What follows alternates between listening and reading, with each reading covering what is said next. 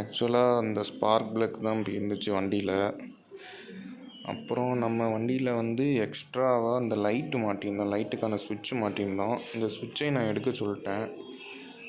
இந்த சுவிட்சு மாட்டினா வந்து அப்பப்போ இது வந்து எரிய மாட்டேங்குது, ஃபெயிலியராக போயிடுது. அதனால் நைட் டைமில் லைட் எரியாமல் போயிடுது. அதனால் அந்த சுவிட்சை எடுக்க சொல்லிட்டேன். ஸோ நமக்கு வந்து டைரெக்டாக லைட் கனெக்ஷன் கொடுக்குற மாதிரி ஆயிரும். அப்புறம் இந்த ஸ்பார்க் ப்ளக் ஹோல்டர் இந்த இதுதான் போய் இருந்துச்சு, இதெல்லாம் மாற்றியாச்சு நம்ம. ஸோ நமக்கு பில்லு எவ்வளோ போட்டிருக்காங்கன்னா டோட்டலாக 2188 ருபீஸ் போட்டிருக்காங்க. ஆக்சுவலாக ஃபில்டர் காம்போனன்ட் இன்ஜின் ஆயில் வந்து 49 ருபீஸ் போட்டிருக்காங்க. Spark plug 167 rupees.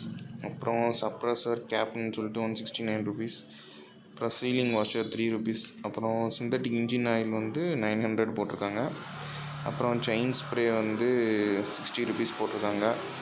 Labour charge வந்து அது ஒரு 590 போட்டிருக்காங்க. அப்புறம் வாட்டர் வாஷ் வந்து 153 ருபீஸ் போட்டிருக்காங்க.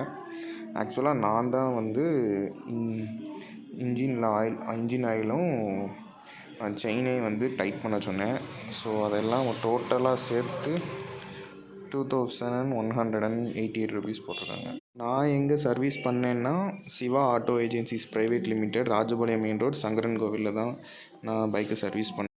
அப்புறம் மறக்காமல் இந்த பில்லில் இருக்க அமௌண்ட் எல்லாமே ரீசனபிளான அமௌண்ட்டு தானா, இல்லைனா ஓவர் ப்ரைஸ் பண்ணியிருக்காங்களா அப்படின்னு சொல்லி மறக்காமல் கமெண்டில் நீங்கள் மென்ஷன் பண்ணிடுங்க.